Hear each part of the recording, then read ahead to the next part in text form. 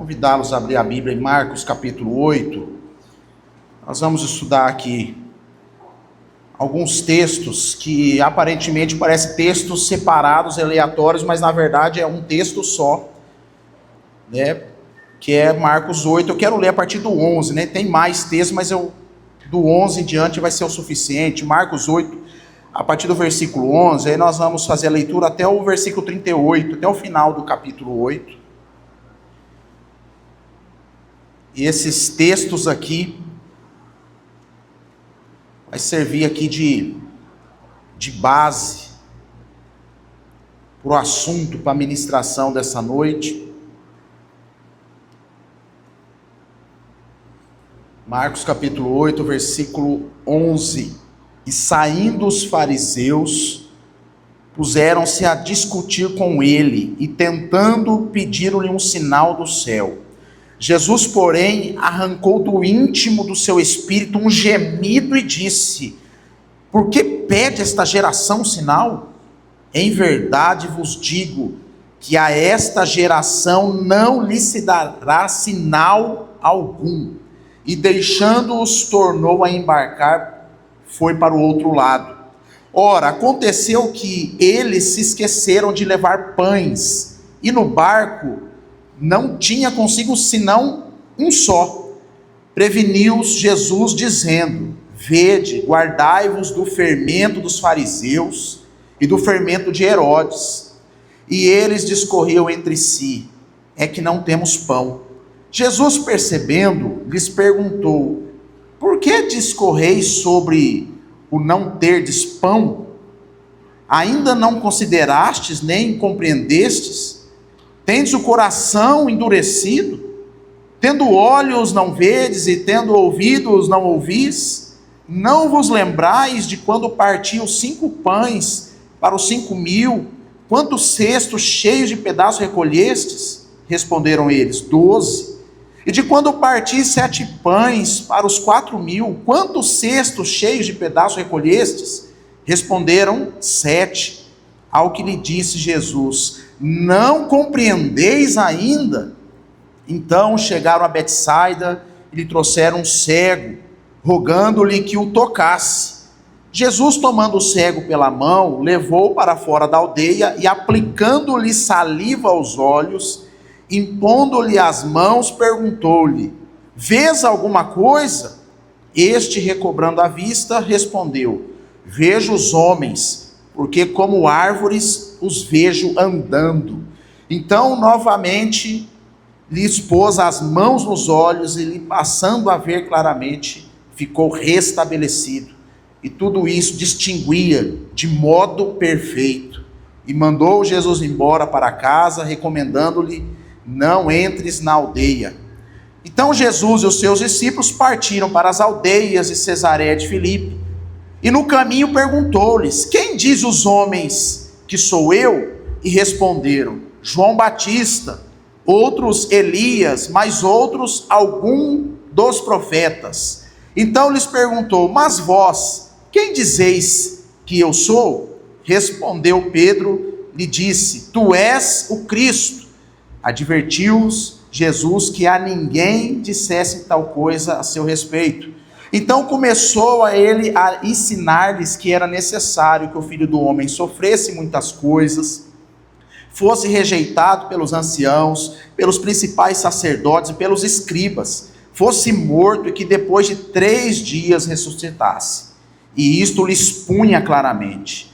Mas Pedro, chamando à parte, começou a reprová-lo. Jesus, porém, voltou-se e, fitando os seus discípulos, repreendeu a Pedro e disse: arreda, Satanás, porque não cogita das coisas de Deus, e sim das dos homens. Então, convocando a multidão, juntamente os seus discípulos, disse-lhes: se alguém quer vir após mim, a si mesmo se negue, tome a sua cruz e siga-me. Quem quiser, pois, salvar a sua vida, perdê-la-á. E quem perder a vida por causa de mim, do evangelho, salva-la-á. Que aproveita ao homem ganhar o mundo inteiro e perder a sua alma? Que daria um homem em troca de sua alma? porque qualquer que nesta geração adúltera e pecadora se envergonhar de mim, das minhas palavras, também o Filho do Homem se envergonhará dele, quando vier na glória de seu Pai com os santos anjos. Amém, queridos? Vamos orar? Senhor, eu oro para que esse texto, que é palavra de Deus, penetre na nossa vida, a tal ponto que a gente não fique com dúvidas que é o Senhor que está falando. Se a minha pregação for ruim, o texto já falou, porque o texto é claro. Mas eu oro por misericórdia, para que o Senhor use das minhas palavras, da minha abordagem do texto, da minha linha de raciocínio, para que eu possa contribuir com o entendimento da palavra e a aplicação da palavra para o nosso tempo.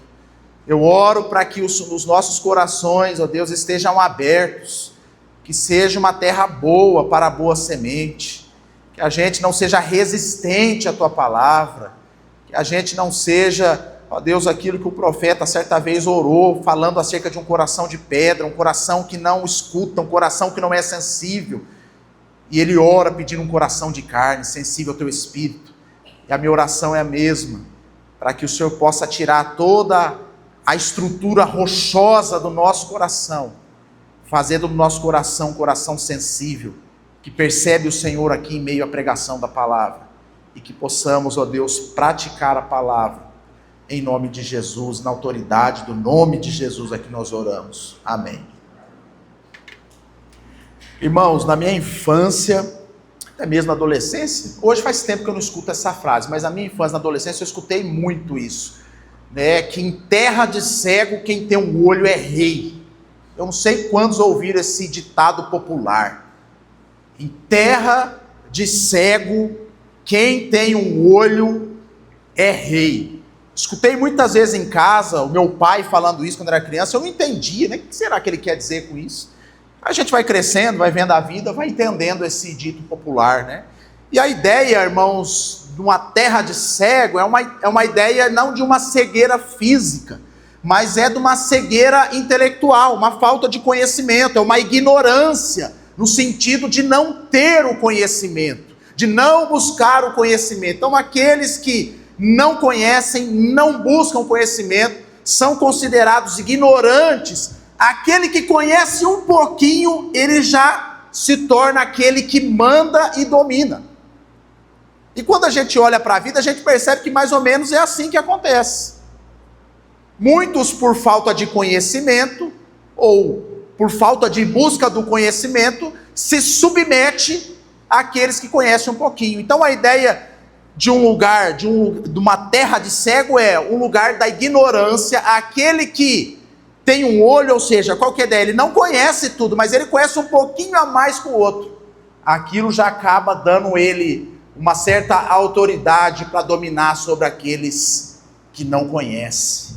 A ignorância. Quando a gente pensa no Antigo Testamento, a gente vai ver o profeta Oséias, lá no capítulo 4, falando um versículo clássico acerca disso, que o meu povo perece por falta de conhecimento. E a palavra ali, ela é direcionada primeiramente ao sacerdote, ou seja, o povo de Deus, o povo do culto, o povo da palavra. E ali havia uma sentença, porque eles abandonaram a lei do Senhor, e por abandonar a lei do Senhor, falta o conhecimento, e a falta do conhecimento faz que o povo de Deus perecesse.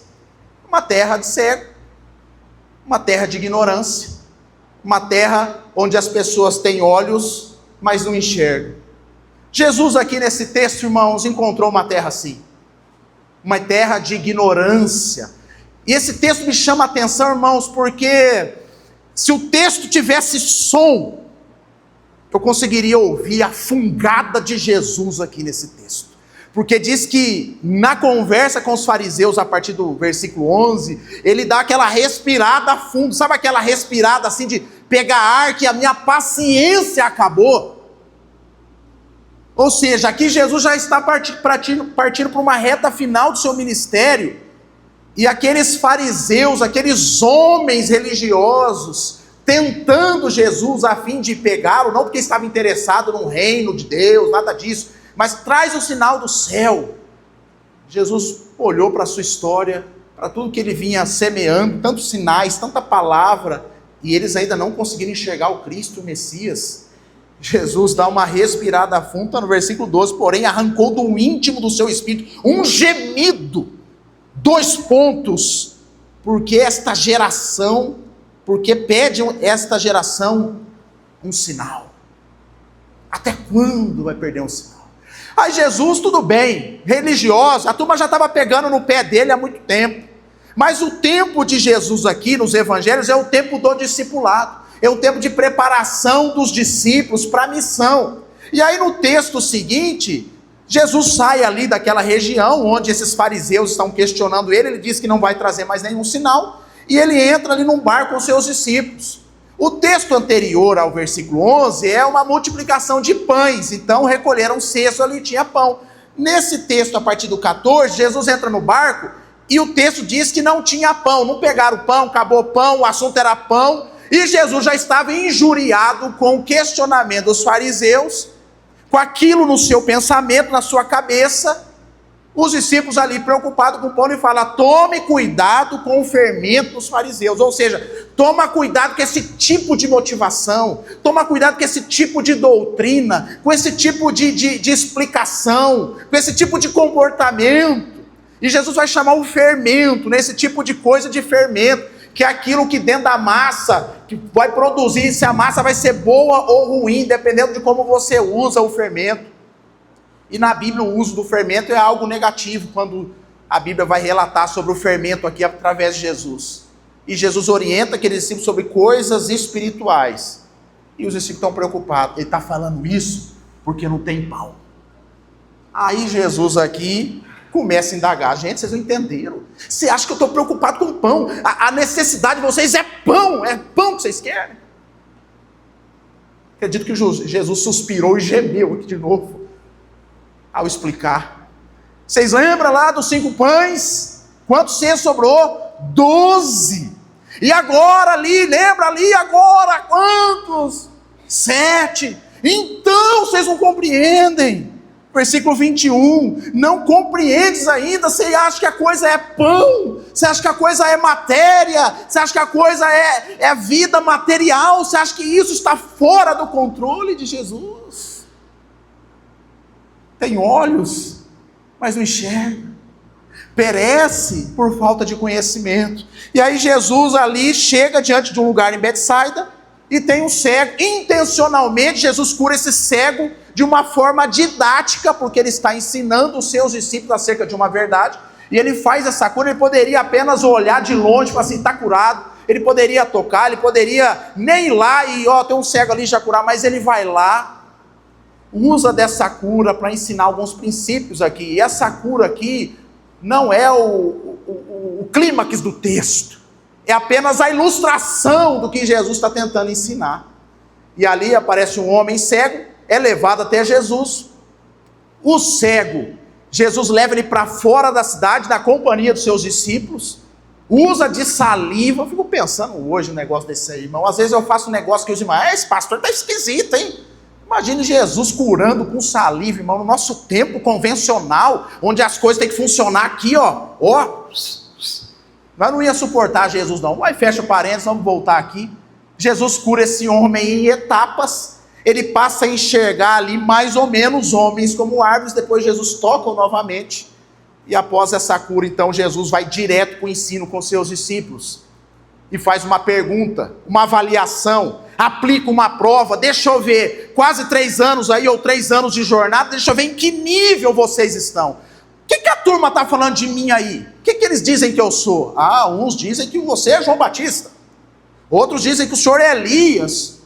Outros dizem um dos profetas. Mas e vocês? Deixa eu avaliar o nível de entendimento que vocês estão. Pedro dá uma palavra: o senhor é o Cristo, o Filho do Deus Altíssimo. Mateus vai dizer que essa revelação não foi do próprio Pedro, mas o próprio Pai trouxe ao coração de Pedro. Acredito que Jesus ali deu um ânimo. Opa, a coisa não está tão ruim assim. Eu achava que estava ruim, mas está boa. Pedro teve uma revelação do Pai.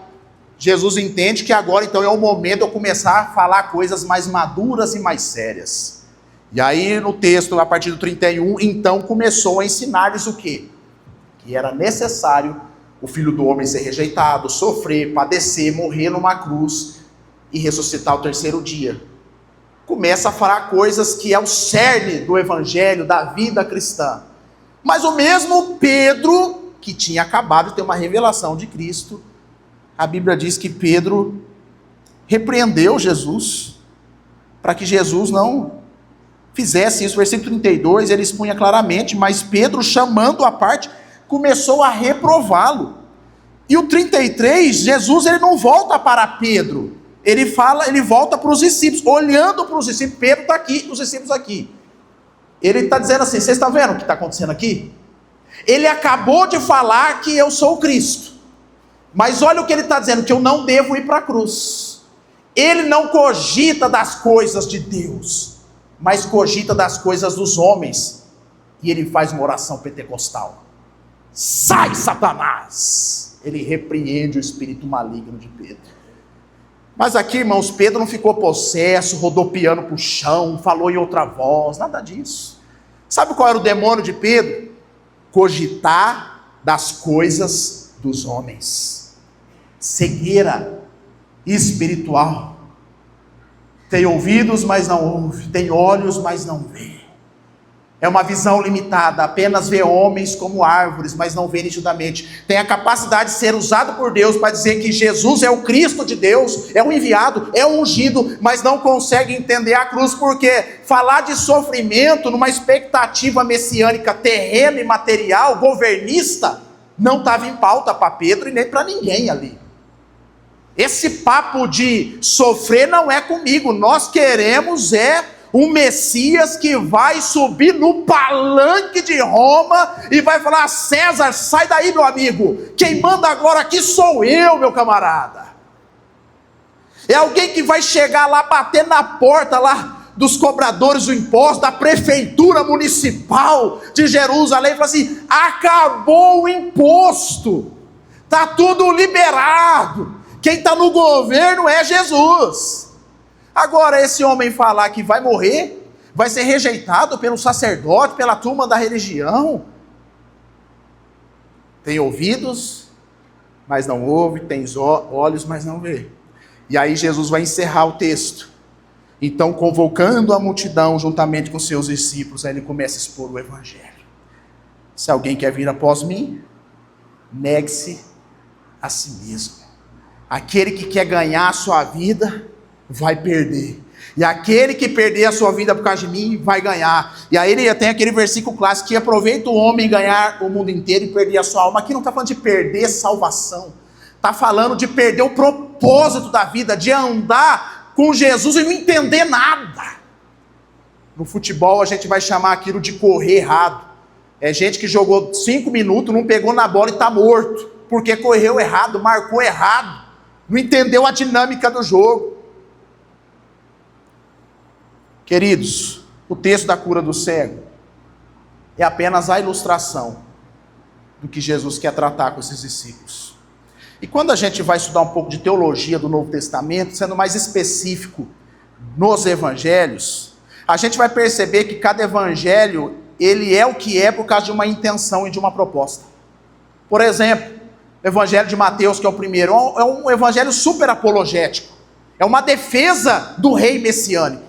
É uma defesa mostrando que Jesus é a descendência de Davi e ele veio para reinar. É o evangelho que tem mais citações no Antigo Testamento, como uma tese de conclusão de curso, reafirmando que ele é o Messias. Mateus tinha essa proposta apologética de mostrar o Cristo de Deus é aquele que veio do Antigo Testamento. Quando a gente olha para Lucas, a gente vai encontrar um historiador que não pegou apenas informações de uma fonte. Por isso que a gente vê no Evangelho de Lucas textos que não tem outros textos. Provavelmente Lucas conversou com os apóstolos, com pessoas, com mulheres, com Maria, foram trazendo relatos e foi recheando aquele documento histórico. Lucas é aquele que é o campeão das parábolas. Talvez ele sentou com algum dos discípulos que tinham uma boa memória, por que não Mateus? Para falar: me fala as parábolas que Jesus contou, e ele escreve um monte de parábolas, é um livro histórico, é um historiador escrevendo. Quando a gente vai para o Evangelho de João, Já é um João velho escrevendo um texto, e a ênfase de João é falar das conversas de Jesus. São capítulos longos, de trechos longos, de diálogos, de Jesus falando com pessoas e tratando pessoas. O Evangelho de João vai apresentar o Deus encarnado. Ele não está interessado em mostrar Jesus pequeno, o nascimento, a infância. Ele está mostrando as palavras de Jesus.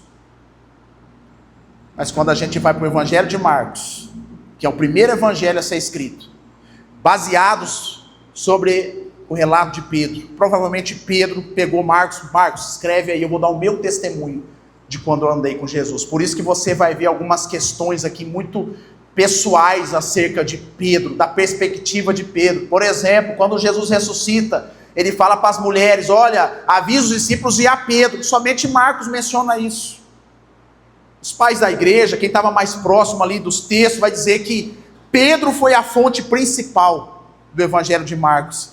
E por isso que a gente chega nesse texto e a gente vê essa dinâmica de Pedro aqui com Jesus, o Pedro que faz essa afirmação, mas é o Pedro também que repreende Jesus, é o Pedro que traz detalhes dessa conversa, desse assunto, porque é o evangelho que vai falar das suas experiências. E Pedro não era como Paulo, não era como Lucas, um historiador. Pedro ia falando dos fatos, dos acontecimentos de forma corrida. Você vai ver a palavra imediatamente acontecendo várias vezes, a palavra imediatamente e então, porque era o jeito de Pedro ver o evangelho, as coisas de Jesus, essa coisa que vai acontecendo rápido. Então esse texto aqui, irmãos, é baseado no conto de Pedro, na experiência que Pedro teve com Jesus. Quando o texto diz que Jesus vai exortar Pedro olhando para os discípulos, isso é um relato de alguém que estava ali, que viu o olhar de Jesus fitando, e quando fita os discípulos, está tentando ensinar alguma coisa para essas pessoas e para a igreja, e para nós, irmãos. E o que podemos aprender, Pedro, para que a gente possa ter uma visão clara acerca da nossa vida? Em primeiro lugar, irmãos, para que possamos ter uma visão clara acerca da nossa vida, à luz desse texto, passa por uma experiência concreta com Jesus Cristo. Jesus, ele usa a ideia aqui, o milagre do cego. Versículo 22 diz assim: então chegaram a Betsaida e lhe trouxeram um cego, rogando-lhe que o tocasse. O cego no final da história, Arnaldo, passa a ver perfeitamente. A palavra que usa aqui é tudo distinguia de modo perfeito, no versículo 25. Alguém que provavelmente não era cego e ficou cego naquele período, mas ao ter a sua vida tocada por Jesus, esse homem termina a sua história aqui enxergando perfeitamente. Isso aqui, irmãos, é uma ilustração de como deve ser a nossa caminhada com Cristo. Só vai conseguir enxergar de forma nítida aquele que Jesus toca, aquele que tem um encontro verdadeiro com Cristo. E é isso que Jesus está tentando ensinar para aqueles discípulos. Trouxeram-lhe o cego, ou seja, ele foi levado porque havia uma necessidade. Ah, pastor, mas o texto fala que alguém levou, ninguém me leva. Como se aplica para nós hoje, irmãos? Eu e você precisamos nos entender cegos e doentes e ir até Cristo para que Ele possa nos tocar, para que a gente possa voltar a enxergar a vida com clareza. Sabe qual que é o grande problema disso? Por que, Fernando, muitas pessoas não têm um encontro com Cristo? Porque Cristo veio para quem? Para os doentes e não para os sãos. Mas como eu não me enxergo doente, Cristo não me toca. Eu acredito que estou enxergando, mas não estou. Estou vendo homens como árvores. E aí, irmãos, lucidez espiritual tem a ver com o contato que você tem com a pessoa de Cristo. Você pode vir na igreja, irmão, eu canso de falar isso aqui, irmão, eu sou um que bate firme nessa coisa de religiosidade. Você pode vir, cumprir ritual, fazer de tudo, expulsar demônio, fazer um monte de coisa, irmão. Mas se você não tiver um toque de Cristo na sua existência, você corre um sério risco de um dia chegar diante dele e ele falar assim: eu não te conheço. Porque o texto vai dizer que se alguém se envergonhar de mim, vai chegar naquele dia, eu vou me envergonhar também, ou seja, eu não te conheço. Termina o texto do capítulo 8 falando isso. Mas eu fiz isso, fiz aquilo. eu não te conheço.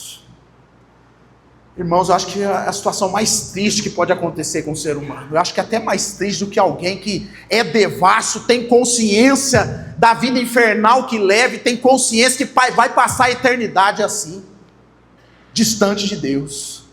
Mas aquele que gastou toda a sua vida montado em cima de uma religião, em cima de uma perspectiva equivocada, e chegar diante de Jesus, e Jesus dizer que tem vergonha de você, baseado no que você fez, que você teve vergonha dele. Que vergonha? Vergonha de dizer que é doente, vergonha de se entender enfermo. Irmão, a gente precisa ser facinho para Jesus, irmão. Tem gente que é tão difícil para Jesus. É aqueles homens durão, antigo. Eu não vou no médico, não. Eu não vou no médico, não vou. Irmão. Isaac, vai novo no médico, faz exame, faz as coisas, irmão. Quer viver bem. Preciso. Quero ter qualidade de vida. Mas os antigos, eu não vou no médico. Médico nenhum toca em mim, não. Tem gente assim, espiritualmente. Ninguém toca aqui, não. Doente. O texto diz que aquele cego foi levado. E é bom quando tem alguém que nos leva, irmãos. Mas quando não tem, irmãos, é a gente que precisa ir. E só vai quem se entende doente. E aí não são palavras minhas. Jesus, ele não veio para os que são, para os sãos. Jesus veio para aqueles que são doentes. Eu vim para salvar e buscar o perdido.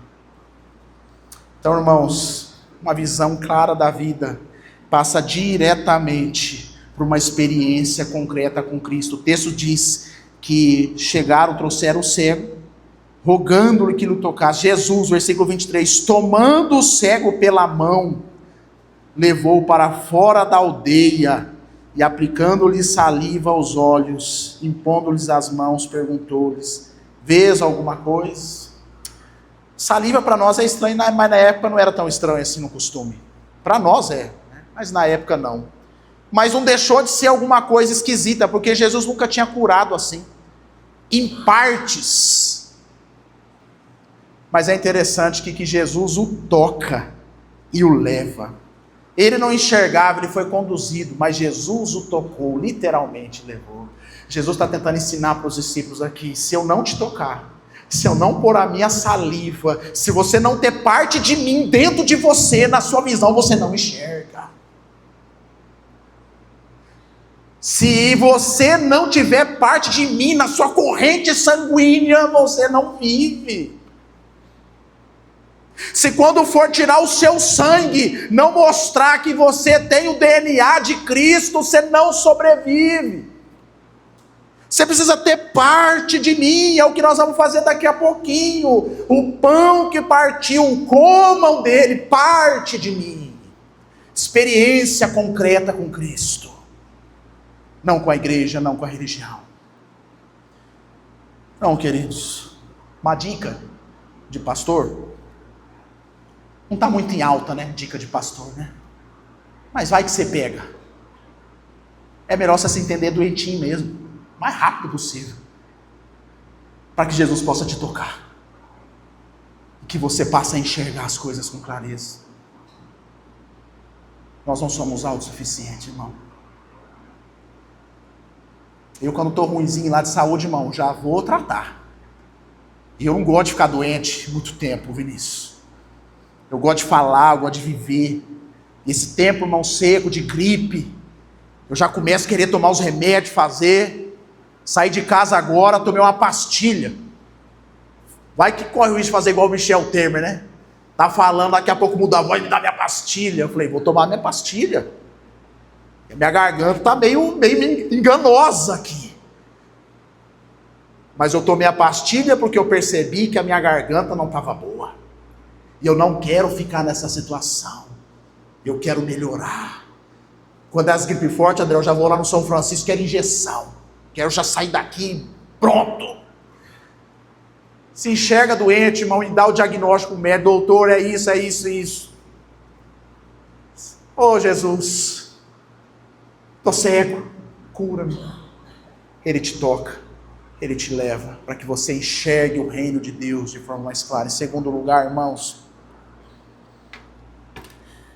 para que a gente possa enxergar a vida com clareza, passa pelos processos de amadurecimento espiritual.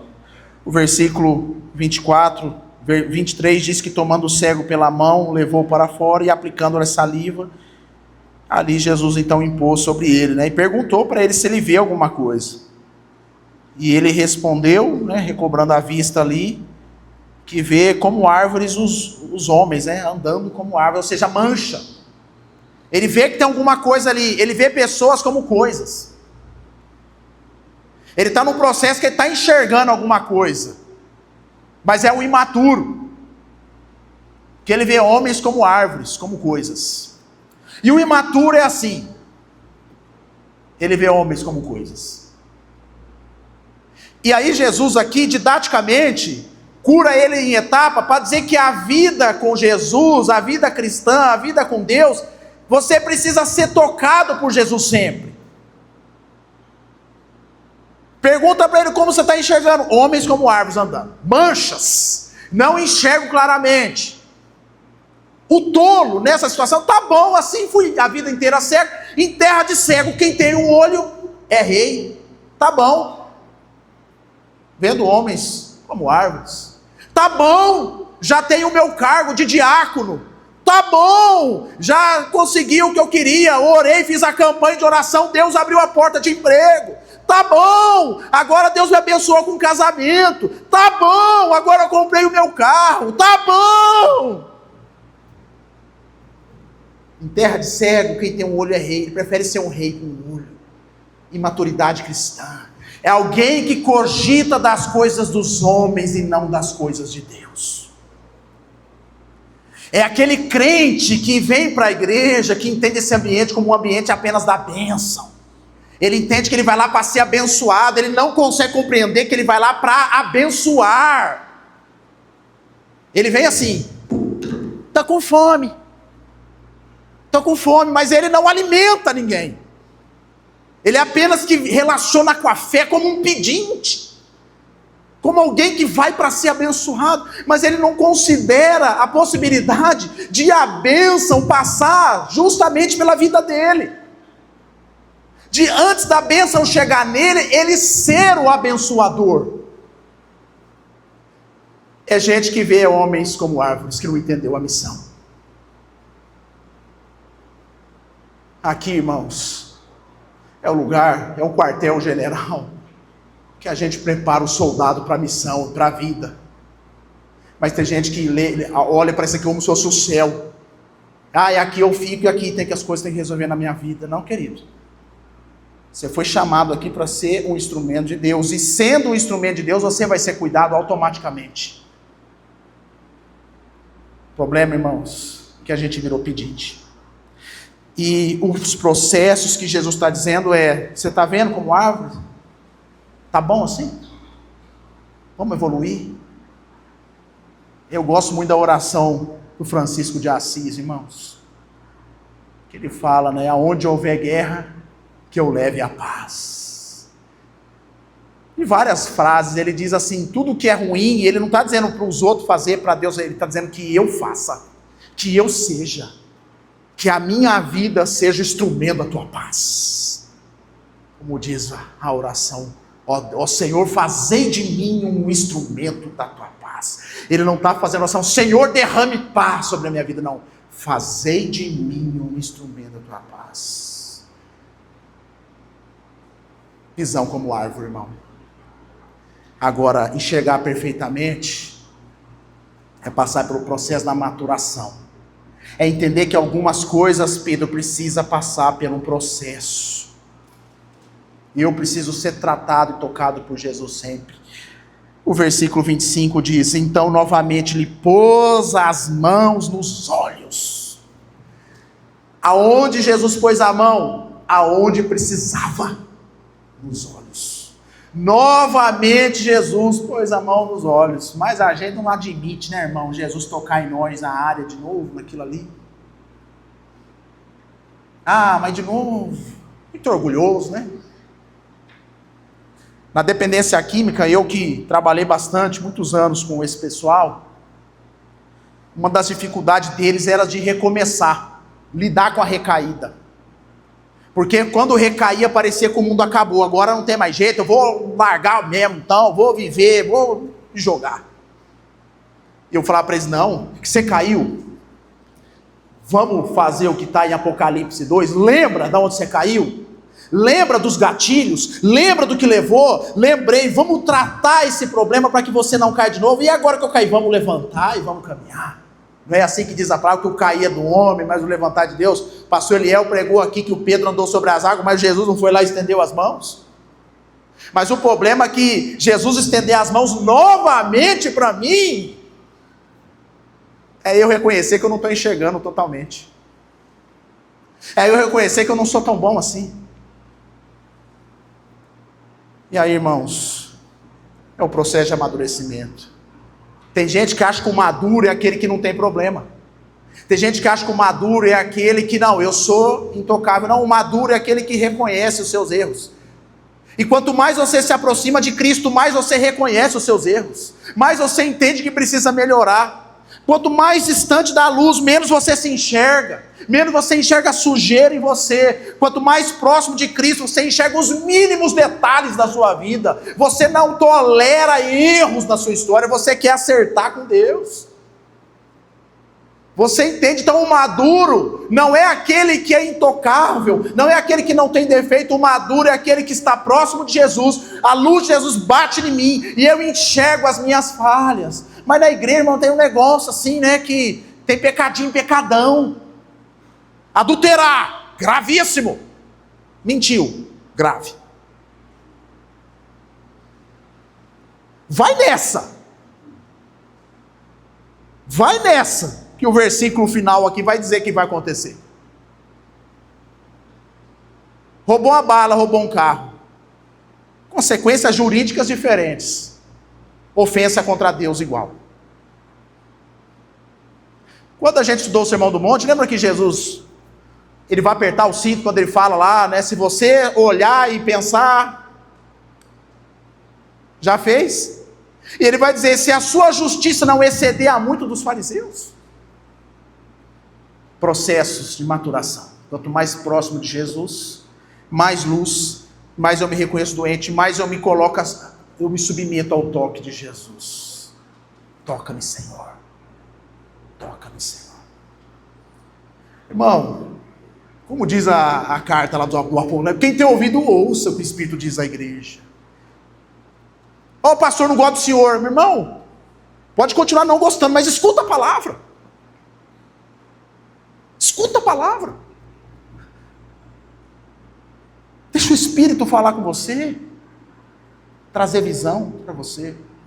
Por fim, irmãos, para enxergar perfeitamente, Jesus vai, a partir do 34, depois da exortação de Pedro, que cogita das coisas dos homens, do mundo, ele convoca então não só mais os discípulos, mas a multidão, e juntamente os seus discípulos, disse-lhes: se alguém quer vir após mim, a si mesmo se negue, tome a sua cruz e siga-me. Quem quiser, pois, salvar a sua vida, perdê-la-á, e quem perder a vida por causa de mim e do evangelho, salvá-la-á. Por final, irmãos, que a gente aprende para ter uma visão clara da vida, é que passa diretamente pela experiência concreta do evangelho. O evangelho é renúncia de nós mesmos. E Jesus aqui, ele vai explicar o reino. Vocês estão achando que vocês querem um rei para trazer conforto e segurança para vocês? Não, amigo. O reino de Deus é: toma a sua cruz e siga-me.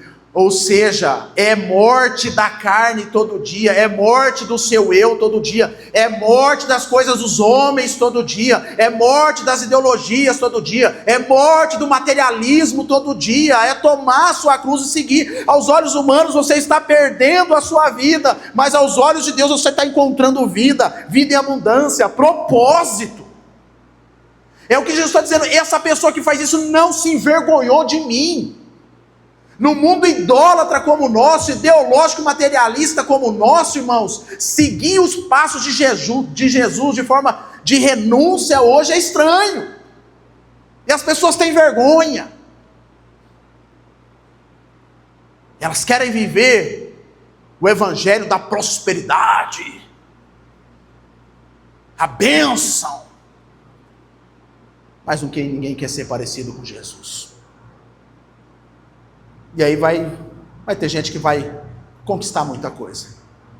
E Jesus vai dizer que vai chamar de mundo inteiro, pode até ganhar o mundo inteiro,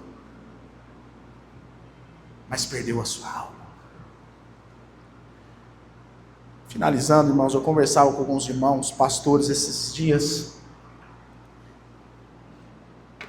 e a gente meditando sobre a vida, sobre a vocação.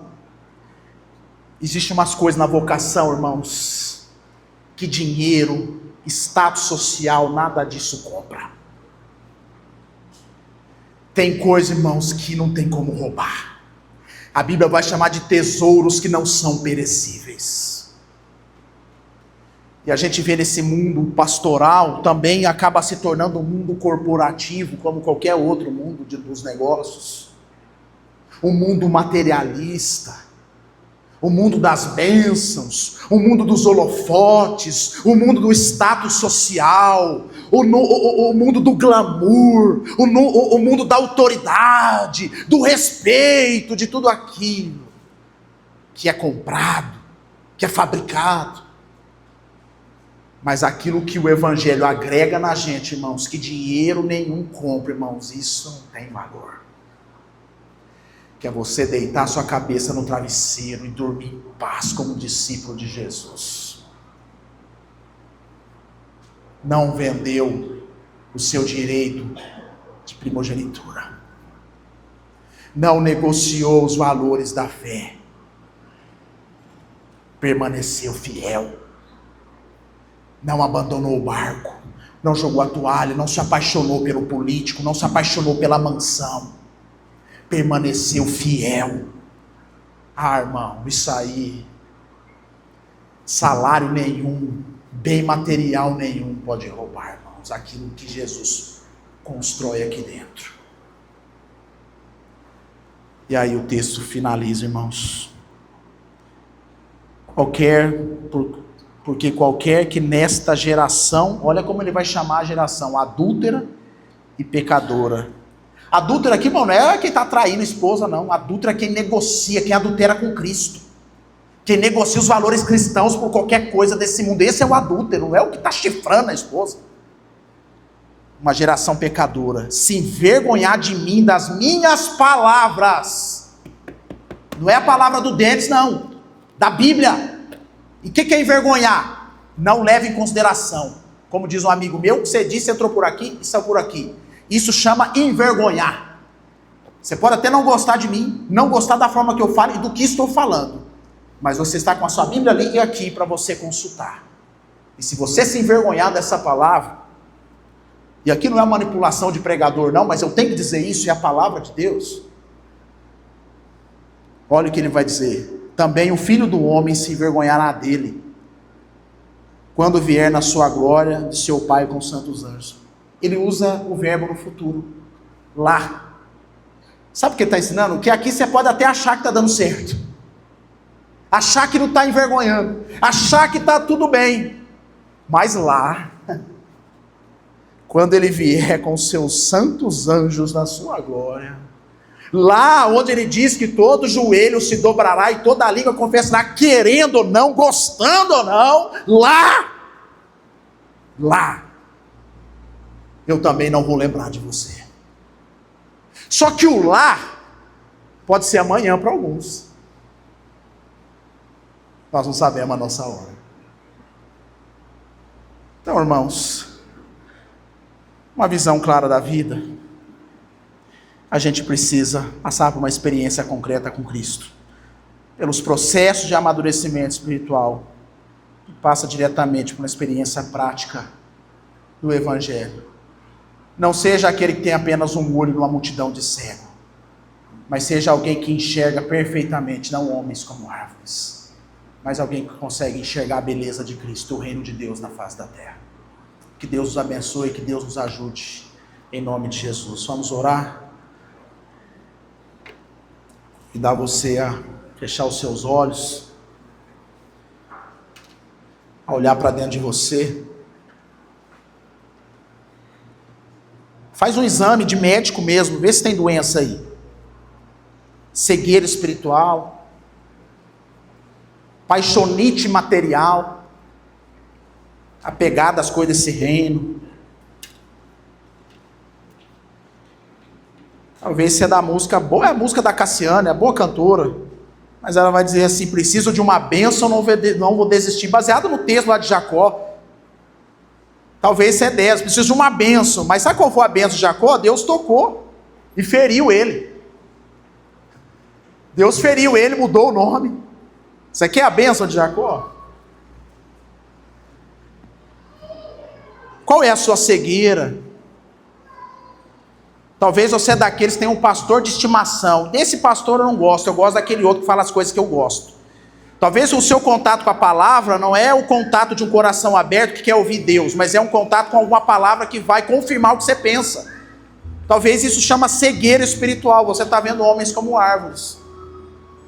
Com o passar dos anos a gente pega esse estilo de vida. A gente procura palavras que vai endossar aquilo que a gente gosta. E eu confesso para os irmãos que essa palavra foi dura para me preparar. Fazia muito tempo que eu não sentia angústia preparando uma palavra. Mas doeu na minha carne essa palavra. Que eu me vi doente. Eu me vi paciente, precisando de um médico. Senhor, em nome de Jesus, o Senhor diz que a Tua palavra é viva e eficaz. Ela não volta vazia, ela é uma palavra rema. Que trabalha, que liberta, que transforma. Por mais que eu me esforce aqui por uma explicação, se o teu Espírito não comunicar e não agir, irmãos, ó Deus, nada acontece. Então eu oro, ó Deus, para que o Espírito do Senhor haja, trabalhando em nossos corações, curando a nossa visão espiritual, trazendo clareza na nossa história, na nossa existência, e que a gente seja servos do reino, não servos desse mundo. Alguém cogita das coisas do Senhor e não das coisas dos homens.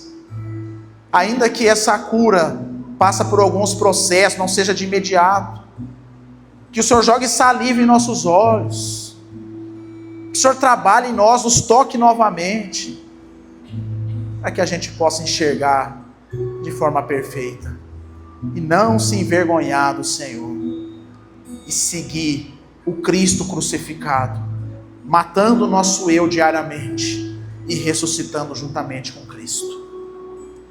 Nos auxilia nisso em nome de Jesus. Amém.